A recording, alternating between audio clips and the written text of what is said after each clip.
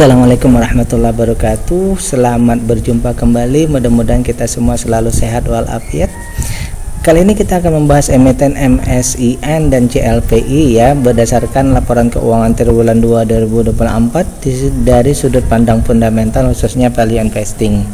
Analisa kita ini adalah bahan pertimbangan tambahan, bukan perintah untuk melakukan aksi beli atau jual, karena ini adalah edukasi ataupun bahan pertimbangan tadi ya. Kemudian juga bahwa pembahasan kita ini tidak untuk melebih-lebihkan ataupun menjelek-jelekkan sebuah emiten, karena ini berdasarkan data yang kita miliki ya. Baik, kita akan membahas yang pertama ini MSIN atau MNC Digital Entertainment ya, sudah jelas ya, ini bidang teknologi ya, sama bidang penyiaran.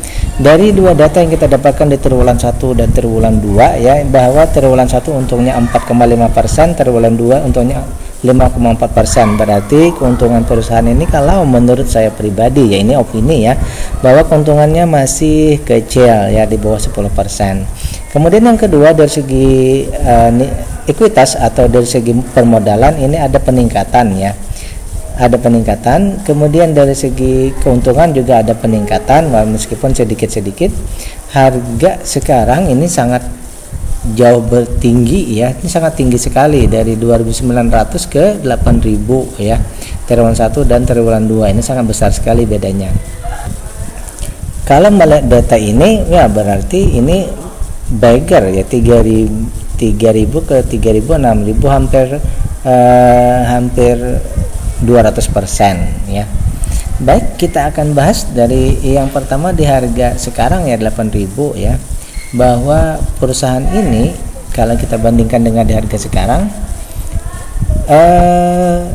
sudah 15 kali lebih mahal daripada nilai perusahaannya sendiri. Ini istilahnya gelembungnya sangat besar ya, dalam artian bahwa harga sekarang jauh sekali di atas dari nilai perusahaannya ya. Kemudian dari segi maksimal beli juga di 270-an saja ya. Bahkan di triwulan 1 berarti itu hanya sudah 10 kali, ditambah sekarang 8.000, ini 28 kali lebih mahal ya. Sehingga valuasi di sini kalau menurut saya pribadi ya, bahwa valuasinya mahal, pertama dikarenakan keuntungannya yang kecil, dan yang kedua ini mungkin capital gain yang dikejar ya. Mungkin juga ada di sini corporate action mungkin yang bisa menyebabkannya ya. Tapi dari segi valuasi kita, bahwa perusahaan ini valuasinya mahal. Yang kedua, perusahaan tidak membagikan dividen, mungkin sudah jelas karena perusahaan baru untung di 5%-an saja ya. Jadi valuasinya mahal karena perusahaan untung kecil, dan perusahaan tidak membagikan atau belum membagikan dividen. Kemudian dari segi ketahanan perusahaan ini ya, free cash flow-nya ya 0, asalnya Rp6 sekarang jadi 0, ini berarti free cash flow-nya 0,07, berarti ya kok free cash flow-nya ini sangat ya hampir minus, sudah hampir minus. Ini perlu hati-hati untuk kedepannya. Yang kedua, dari segi lainnya ini aman ya. Dari segi kepemilikan juga 40% saja yang ada di bursa ya, dan anggap saja 15% yang ditradingkan. Berarti ini datanya dalam artian bahwa dengan 15% kalau menurut saya sudah mencukupi untuk volatilitas yang tidak terlalu besar ya, tidak di 15% ya. Kemudian kita akan cek ya dari semua data yang kita dapatkan tadi ya. Tentu saja karena ini harganya sudah, yang pertama tadi keuntungannya 5% saja, tentu saja kita menghendaki bahwa di triwulan berikutnya kita menunggu apakah keuntungannya semakin meningkat di atas 10%. Yang kedua, tentu saja dengan data ini bahwa harganya sudah sangat tinggi ya, sebagai investor kita tentu saja kita menunggu ya harganya membaik ya, harganya turun ya. Jadi dua concern kita untuk value ini yaitu bahwa EPS-nya harusnya naik dan harganya sebaiknya turun ya. Kalau di sini harganya malah naik dengan cepat ya. Baik, berarti di situ keuntungan para capital gain ya. Lanjut dari segi yang lainnya juga kita harus memperhatikan di sini tadi free cash flow-nya, karena ini sudah hampir ya, sudah hampir minus ya, sehingga kita dapatkan saja di sini ya free cash flow-nya ini kuning, hampir minus ya. Oleh karena itu kita akan, kalau di perusahaan ini kita tetap menunggu yang selanjutnya di triwulan berikutnya perusahaan akan memperbaiki kinerja di bidang IPS, harga dan free cash flow-nya tidak berada dalam kondisi yang hampir minus. Berikutnya kita akan membahas saham kedua, yaitu CLPI ya. Saya sudah membuat playlist untuk tahun kuartal 2 2024 ya. Sudah saya letakkan linknya di deskripsi. Silakan klik di situ untuk mendapatkan video-video tentang saham yang saya bahas di triwulan 2. Kemudian jika dirasa bermanfaat, jangan lupa untuk klik like, subscribe, dan share ya. Dan jika Anda ingin memberikan kontribusi untuk pembahasan kita, silahkan transfer ke nomor rekening yang tertera di layar. Baik, kita akan bahas untuk CLPI Color Park Indonesia ya. Di data sekarang ya, kita baru punya triwulan 2, bahwa harga sekarang bahwa keuntungan perusahaan itu 10% pas memenuhi kriteria kita ya.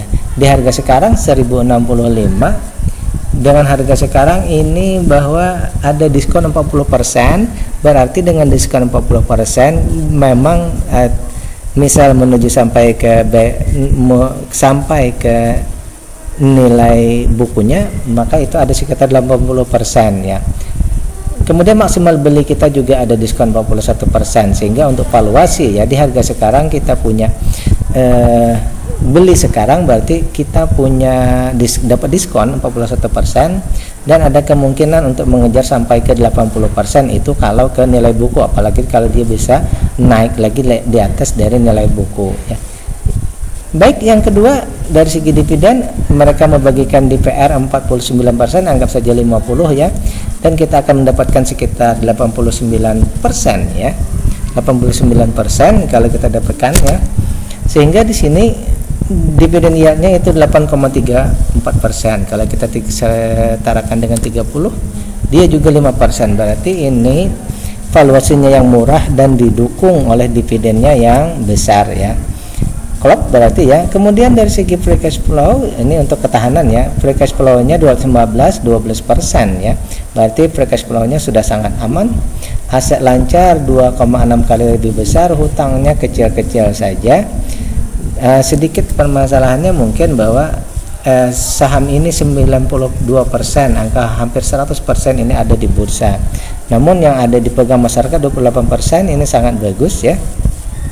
Sehingga dapat kita simpulkan dari data yang kita dapatkan di sini ya, bahwa perusahaan ini